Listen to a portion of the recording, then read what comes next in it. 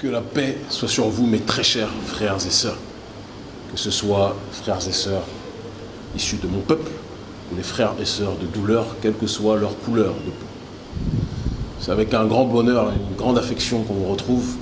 Et on ne peut pas commencer, bien évidemment, cette allocution sans remercier le Tout-Puissant, sans qui, clairement et simplement, rien ne pourrait se faire en ce qui concerne le combat que nous menons contre l'impérialisme de manière générale. Quel que soit le nom qu'on lui donne, il n'y a de Dieu que Dieu. Ne l'oubliez jamais. C'est grâce à lui qu'on respire, c'est grâce à lui qu'on marche, c'est grâce à lui qu'on vit. Et c'est important de le rappeler et de toujours lui donner sa gratitude. Quel que soit le nom que vous vouliez lui donner, attestez toujours qu'il n'y a de Dieu que Dieu. C'est important que je le précise. Introduction effectuée, il est aussi important que je vous remercie. Je vous remercie parce que comme vous le savez, on ne s'est pas exprimé depuis un certain temps, depuis très longtemps. Et la dernière fois que vous m'avez entendu, c'était suite à l'expulsion, à l'agression qu'on avait subie des policiers, à l'arrestation, puis donc à l'expulsion du Sénégal. Je confonds avec la Côte d'Ivoire qui a été une autre expulsion.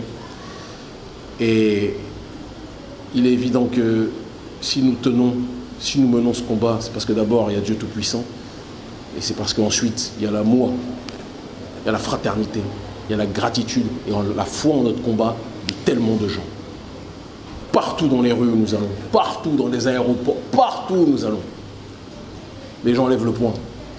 Des frères et sœurs, des papas, des mamans, des jeunes, des vieux, des gens de tout genre, des gens de toute classe sociale, des gens de toute teinte, nous donnent la force. Parce qu'ils comprennent que ce combat que nous menons, on ne le mène pas pour nous. Ça aurait été tellement plus facile qu'on fasse autre chose. On avait toutes les facilités pour faire autre chose. Mais Dieu Tout-Puissant nous a assigné à ce combat et nous allons le mener jusqu'au bout. Et l'amour que vous nous donnez, c'est l'essence. C'est l'essence qui irrigue la voiture de ce combat anti-impérialiste qui est dirigé donc, en ce qui nous concerne, par urgence panafricaniste. Alors la chronique d'aujourd'hui, pour qu'on puisse rentrer dans le fond du sujet, elle va être multiforme, elle sera multi-axiale. Il y aura différentes thématiques que l'on va aborder. La première thématique, mais de manière générale, je vous le dis, on va parler notamment donc des maladies. Je pense qu'en ce moment, c'est important de parler des maladies, je pense. La première maladie dont on va parler, qui est une maladie tendance en réalité, c'est le coronavirus. D'accord ? On va explorer cette thématique sous un angle un petit peu politique et social, et géopolitique aussi, c'est important de le faire.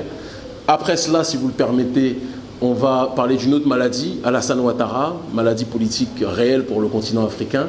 D'accord ? Je pense que là aussi, on doit être capable d'analyser ce qui se passe par rapport à sa prétendue dernière déclaration qui vise à faire croire qu'il se retire de la politique.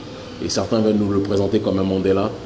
Lui, c'est plutôt un Mandelache, pas un Mandela. Et on pourrait rentrer dans les détails de ça, mais on le fera tout à l'heure. On parlera ensuite d'une autre maladie qui touche beaucoup les Africains. Bon, la jalousie, la calomnie, etc., ça on le sait.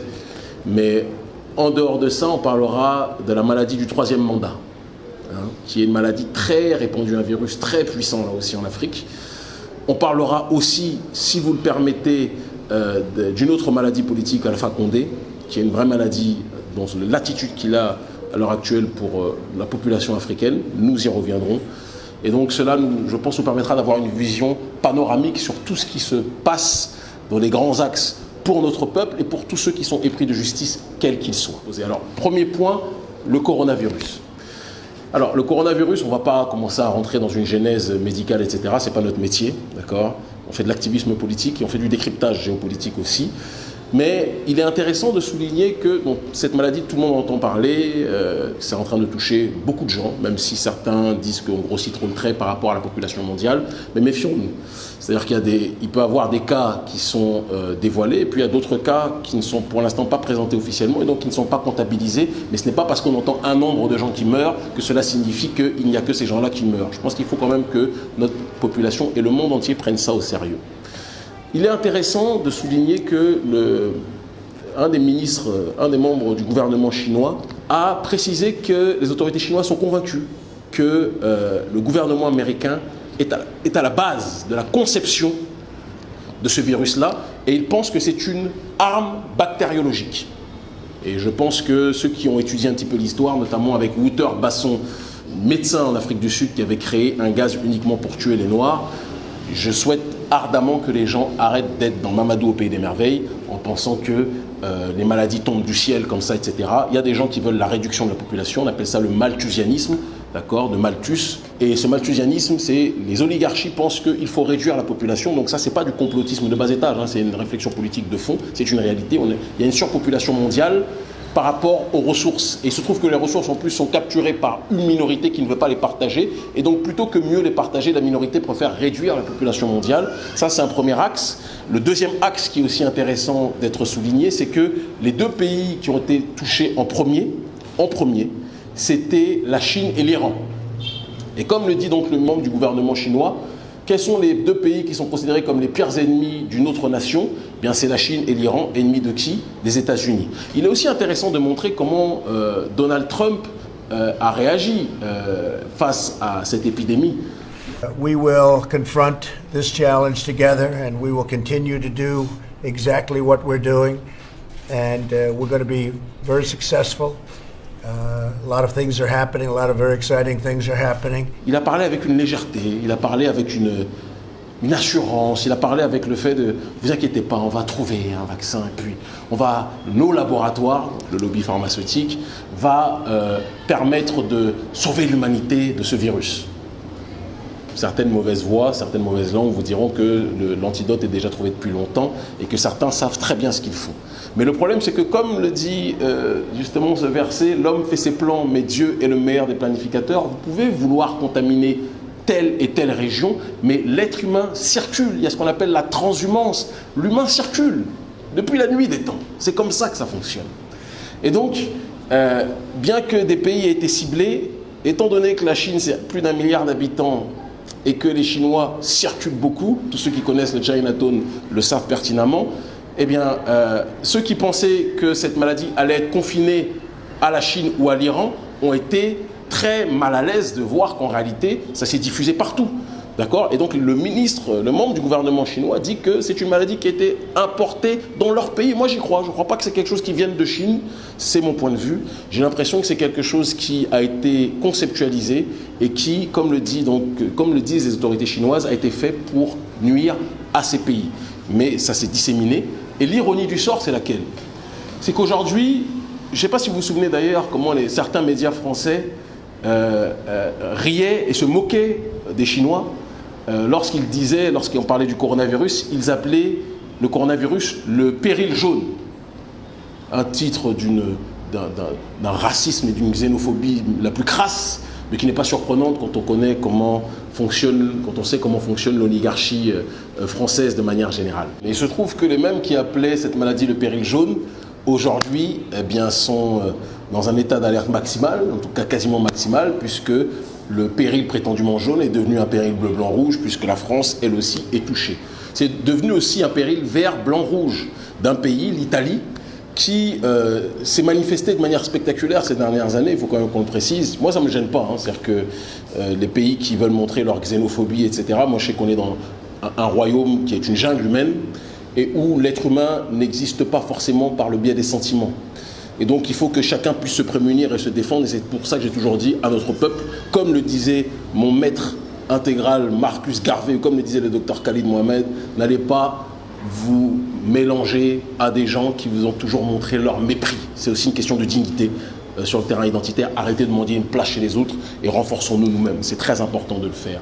Mais donc l'Italie a montré depuis des années que ce n'était pas une très grande africanophile sur un certain nombre de points. J'en parlais d'ailleurs avec certaines personnes en Italie, certains frères et sœurs africains, d'accord. Et j'en parlais aussi avec certains Italiens, à l'époque où je parlais encore avec eux, le mouvement 5 étoiles, notamment le militant tendance de la gauche dure, Alessandro Di Battista, membre du mouvement et cadre, un des leaders du mouvement 5 étoiles. Je disais que, bien sûr que tous les Italiens ne sont pas comme ça, mais il y a quand même un problème réel de négrophobie dans ce pays. Et Peut-être que la solution pour éviter ça, c'est qu'en effet, chacun s'occupe, défendre ses propres intérêts et que chacun retrouve son espace, parce qu'être traité comme un sous-homme dans leur pays, c'est pas positif. Mais l'Italie, en tout cas, se présentait comme un pays qui refuse, avec l'autre abruti de Matteo Salvini, qui refuse aux autres de venir lorsqu'ils fuient certains périls, lorsqu'ils fuient certains drames, lorsque les Syriens fuient la guerre, lorsque d'autres fuient le bombardement en Libye, etc., etc. L'Italie les recalait, les refusait et tout ce qui s'ensuit. Il faut le rappeler, notamment par le biais de Matteo Salvini. Et quelle ironie du sort que de retrouver les mêmes qui, d'ailleurs, parfois certains d'entre eux, je ne sais pas si vous vous souvenez de cet épisode à Venise, où un noir s'était noyé dans la mer, dans le fleuve, et les Italiens, les passants italiens, photographiaient le noir en train de se noyer et riaient. Donc Venise, c'est romantique pour certains, mais c'est chaotique pour d'autres, sans faire d'essentialisme, mais il y a quand même un fond de réalité dedans, et je pense que personne n'en disconviendra. Eh bien, c'est marrant que aujourd'hui, ce pays qui a été le chevalier de la lutte contre la venue des migrants, voit un certain nombre de ses habitants, d'accord, bien souvent ceux qui sont de classe un peu plus aisée, parce que les pauvres, malheureusement, les prolétaires dans le monde entier ne peuvent pas bouger comme ils le souhaitent, mais donc qui se sont rués sur les derniers vols pour prendre l'avion, pour ensuite faire des croisières et atterrir dans des bateaux comme Costa Magica. Donc, ils sont dans une croisière à l'heure actuelle. Costa Magica est en train d'accoster dans les Caraïbes. Et ça a provoqué la colère de mes petits frères et sœurs militants, que je salue d'ailleurs profondément, d'accord, notamment en Martinique, qui ont dit, mais on ne comprend pas, il y a du coronavirus dans ce bateau, pourquoi voulez-vous qu'on accepte que les Italiens viennent?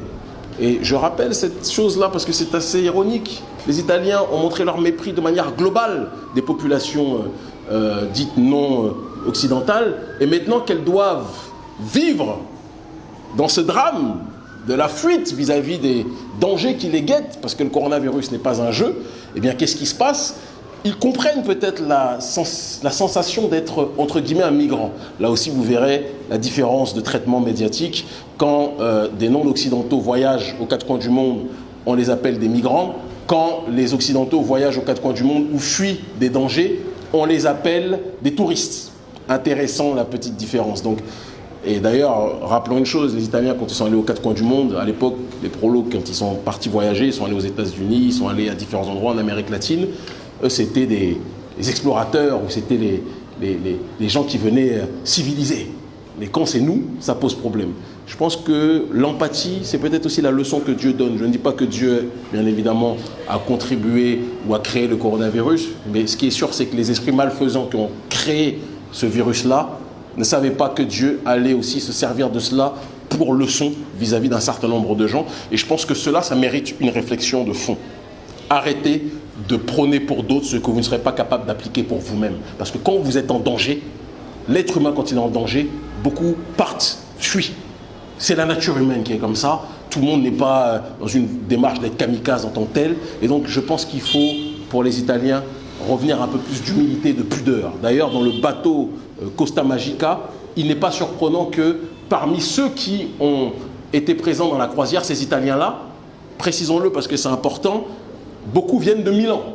Milan, l'une des villes les plus négrophobes et les plus xénophobes qui existent, la ville de Matteo Salvini à l'heure actuelle. Ça aussi, c'est intéressant à souligner. Donc, méditons dessus et revenons à de bons sentiments en ce qui concerne, moi je dis toujours, chacun chez soi et les moutons seront bien gardés. C'est ce que disait Marcus Garvey, c'est ce en quoi je crois profondément, c'est ce que disait le Dr Khalid Mohamed, mon maître politique et mon maître sur le terrain de la conscience historique africaine, spirituelle, métaphysique de manière générale. Mais je précise quand même que quand bien même cette réalité est de fait, quand des gens fuient la misère, traitez-les avec dignité, plutôt que de vous moquer d'eux, de les mépriser, alors que quand vous êtes confrontés au même problème, vous faites moins les malins. Certains fuient les bombes, d'accord? Vous les traitez avec mépris. Mais quand vous fuyez des risques, c'est même pas des risques, quand vous fuyez le coronavirus qui n'est pas forcément établi pour tout le monde, là, vous êtes surpris que les gens vous recalent. Je pense que chacun devra revenir à de meilleurs sentiments. Et dire cela, en ce qui concerne la réalité de la xénophobie présente en Italie, n'empêchant rien que dans une démarche de géopolitique pure, d'accord, et froide, on a appris nos leçons. avec la manière dont l'être humain fonctionne de manière générale. Notre ONG, en observant les scansions qui existaient entre le gouvernement italien et le gouvernement français, et dans une volonté d'exposer encore plus le néocolonialisme français et le franc CFA et la France-Afrique de manière générale, c'est l'ennemi auquel on a affaire pour l'instant, eh bien qu'est-ce qu'on a fait? On est parti déposer à l'Assemblée nationale auprès du mouvement 5 étoiles, précisons-le, d'accord, pas le mouvement de l'autre criminel d'extrême droite Matteo Salvini, mais du mouvement anti-système de Alessandro Di Battista, militant de tendance de gauche de ce mouvement anti-système-là. On est parti déposer un dossier donc, sur le néocolonialisme français, sur la France-Afrique et sur le franc CFA. Pourquoi on a fait cela? Parce qu'on sait que pour amoindrir nos ennemis, il faut qu'on soit capable de donner des armes aux ennemis, des ennemis qui ne sont pas forcément nos amis, mais qui peuvent être ponctuellement, et ça a été un petit court temps, c'est le moins qu'on puisse dire, des alliés dans notre volonté de lutter contre le néocolonialisme français. Donc on l'a fait sans croire que les autorités italiennes sont des amis des Africains, parce que c'est pas vrai, hein, qu'on soit très clair, mais il y a ennemi A, il y a ennemi B, il y a ennemi C, et quand parfois l'ennemi A et l'ennemi B se rentrent dedans, eh bien l'Africain est content parce que nous on a été divisés pour que eux règnent, nous aussi on s'est divisés pour que l'Afrique puisse se relever. Ça il faut le préciser. Donc constater la négrophobie ne nous a pas empêché de faire de la science politique pure, et nous continuerons aux quatre coins du monde à le faire avec tous ceux qui sont les ennemis de l'oligarchie française, qu'ils soient ponctuels ou éternels. Donc ça, je ferme la parenthèse sur ce terrain-là. Je précise quand même aussi que en ce qui concerne les contrôles, l'Afrique est beaucoup moins prise en charge, disons les choses telles qu'elles sont, sur cette question du coronavirus. Et donc j'encourage les pouvoirs publics à faire beaucoup plus d'efforts pour contrôler les gens, pour faire en sorte qu'on soit certain que personne ne l'est, ou que le moins possible de personnes ne l'est. Quand les gens viennent à l'aéroport, il faudrait qu'on puisse avoir la possibilité de faire des tests en tant que tel, parce que pour l'instant, c'est des formulaires qu'on remplit. Les gens remplissent des formulaires. Quelqu'un peut être malade et dire non, il n'a rien, et on le laisse rentrer. Donc ça, pour tous nos pays de manière générale, je pense qu'il faut faire un gros travail de contrôle dessus. J'ai une pensée aussi pour nos frères et sœurs du Sénégal qui ont été contaminés par, et ça c'est problématique, il y a un touriste français qui est venu, un touriste toubab qui est venu et qui était malade, et ça a été le premier cas au Sénégal. Et comme par hasard, c'était quelques temps après que nous, on soit expulsés. Et ça m'a fait mal, ça m'a fait mal. Et j'espère que tout va bien se passer en tout cas pour le Sénégal, parce que malgré la bêtise et la stupidité crasse de ses dirigeants, ça reste un pays que j'aime énormément. Passons maintenant à une autre étape en ce qui concerne les maladies qui touchent le monde, et en tout cas qui touchent l'Afrique, la Ouattari. Alors, comme vous le savez, Alassane Dramane Ouattara, l'une des plus grandes maladies politiques que l'Afrique francophone ait connue, Alassane Dramane Ouattara a annoncé qu'il ne se présentait plus aux élections. Alors c'est quelque chose qui m'a fait sourire, c'est qu'on a vu un certain nombre de frères et sœurs crier victoire en disant c'est bon, il arrête. En fait, on vit dans des états tellement malades que quand quelqu'un déclare qu'il ne se présente pas plus de 2 fois, on voit ça comme un miracle. Mais non, c'est quelque chose de normal. Et j'ai envie de vous dire que ça ne trompe personne. Ouattara a fait un dribble à la Ronaldinho. Il part à droite alors qu'en réalité il va à gauche. Une pensée pour lui d'ailleurs, parce que je crois qu'il est en prison à l'heure actuelle au Paraguay. D'accord, le frère Ronaldinho. Ouattara a fait croire qu'il ne se présentait plus, alors qu'en réalité, dans la démarche qui est la sienne, qu'est-ce qu'il a fait? Il a été dans cette optique de mobiliser ses troupes pour que la Ouattari puisse plus que jamais gagner les prochaines élections. Ouattara quitte en tant qu'individu, soi-disant, dans l'image, le pouvoir, un peu comme Kabila qui dit qu'il arrête de diriger alors que tout le monde sait que c'est lui le dirigeant de RDC aujourd'hui, qu'on soit clair, que personne ne soit naïf. Et de l'autre côté, il prépare toutes les structures, toutes ces équipes pour que celles-ci puissent rafler le pouvoir lors des prochaines élections qui seront sans doute sur certains points truquées malheureusement. Il est d'ailleurs aussi en train de faire un tripatouillage électoral pour qu'il puisse d'une façon ou d'une autre garder son hégémonie, parce que ne nous trompons pas, Ouattara c'est le symbole en termes de maladie du néolibéralisme le plus putréfié, et je pense qu'il est important de le préciser. Ouattara c'est le symbole du tribalisme le plus maladif.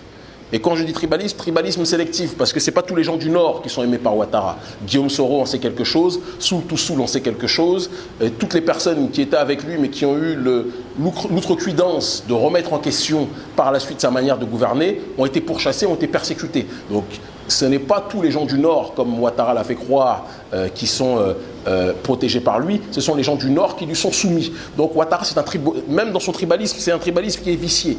C'est une maladie, c'est un syndrome d'imbécilité dramatiquement acquise, d'accord, pour la population africaine. C'est un mal réel, c'est un mal de fond. Et je demande à l'opposition d'agir à l'unisson pour que Ouattara ne puisse pas gagner les prochaines élections. Et quand je dis Ouattara, je parle de son camp, de son clan. Parce que même s'il ne se présente pas, c'est son équipe. Et à travers son équipe, ça sera lui qui sera là. Parce que son but, c'est de maintenir les accords qu'il a passés avec les multinationales occidentales. Son but, c'est de maintenir les accords qu'il a passés avec les grandes entreprises françaises. Son but, c'est de maintenir les accords qu'il a passés avec toutes les infrastructures de manière générale qui lui ont donné des bacs chiches pour s'installer en Côte d'Ivoire. Quand vous allez en Côte d'Ivoire, vous n'avez pas l'impression que vous êtes en Afrique.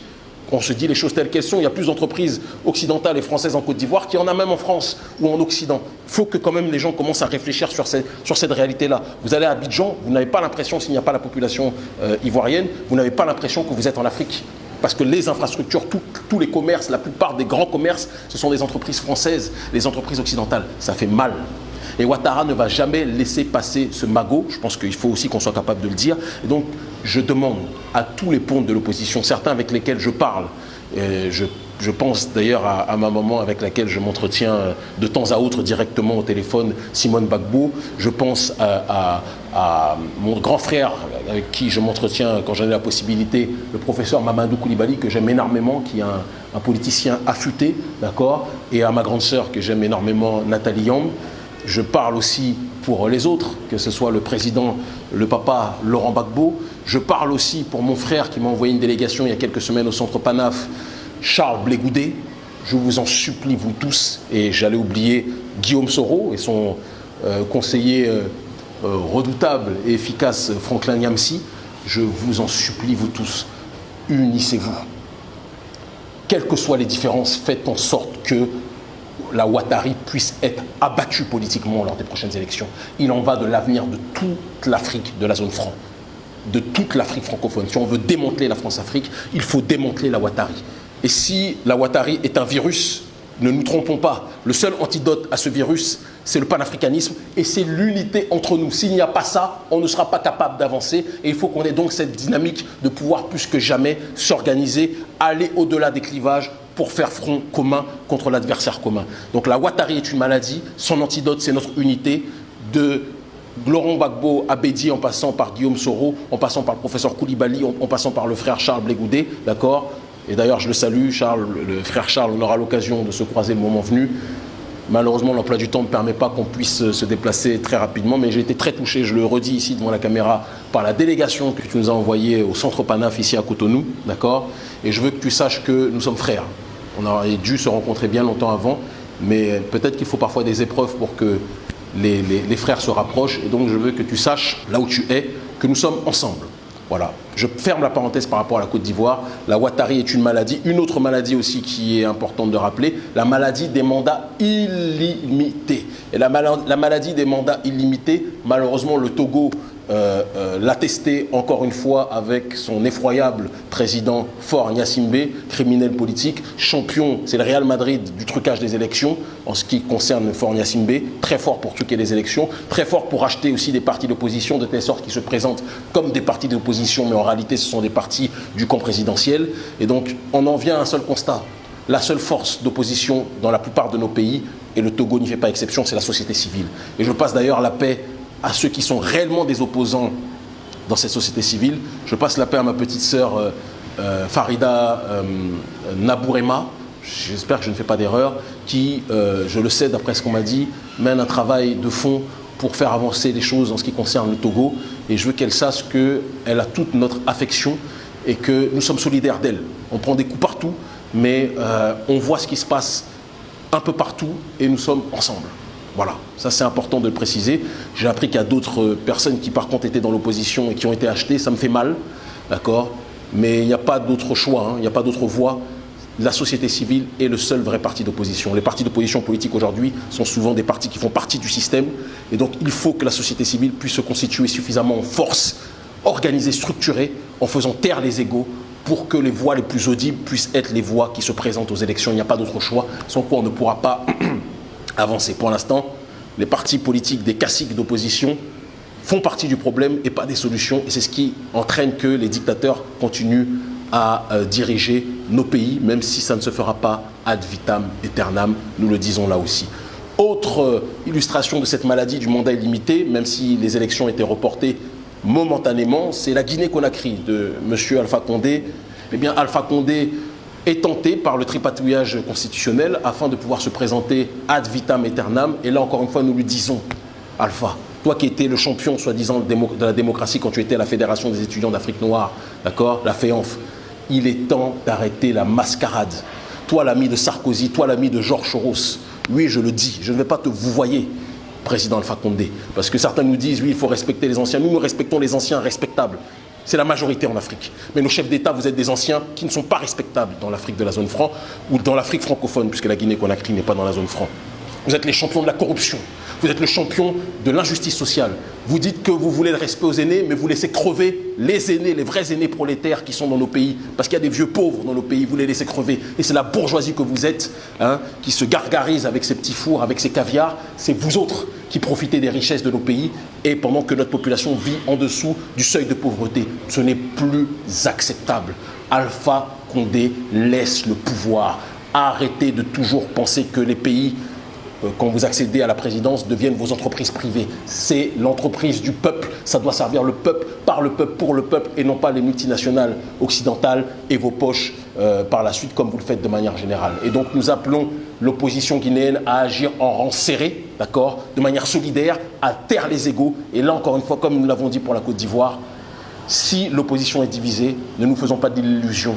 Il est certain que la dictature va continuer. Donc il en va de notre responsabilité. On dit toujours qu'un groupe ou une civilisation n'est détruite par l'extérieur que si elle est rongée de l'intérieur. Il est temps que l'on soit soudés sur ce terrain-là pour que l'on puisse avancer. Et je conclurai ma réflexion, parce qu'on m'attend, par une petite note en ce qui concerne l'autre maladie. J'en parle souvent, mais c'est une réalité, qui est la jalousie, qui est la convoitise, qui est l'envie, qui est la calomnie qui existe dans la population. Il y a des gens, ce n'est pas la majorité, il ne faut pas non plus essentialiser parce que notre peuple est un peuple digne et profond, mais il y a des gens qui sont malades dans notre population. Il y a des gens qui, lorsqu'ils voient des personnes, femmes ou hommes qui ont des lumières, leur obsession, ça va être de tout faire pour salir la lumière de ces derniers. Au lieu que ça crée une émulation et qu'eux activent leur lumière, parce qu'on a tous une lumière, leur objectif va être de mentir, de salir, d'insulter ou de, comment dirais-je, d'inventer des choses sur des gens qui ont une aura ou qui ont plus d'audience ou qui ont quelque chose de plus qu'eux. Moi, je dis à ces derniers, vous êtes des cas psychiatriques. Soignez-vous. Je sais que vous souffrez d'avoir raté vos vies, mais il n'est jamais trop tard pour la réussir. Vraiment. Soignez-vous. Parce que je dis, la jalousie tue plus en Afrique ou dans le monde noir de manière générale que le coronavirus. Il faut que chacun réfléchisse à ça. La jalousie tue plus, Sankara le sait, Malcolm X l'a su. D'accord ? Beaucoup de gens le savent aujourd'hui, nous le savons, mais vous ne nous blaguerez pas éternellement. Le peuple ouvre les yeux aujourd'hui. D'accord ?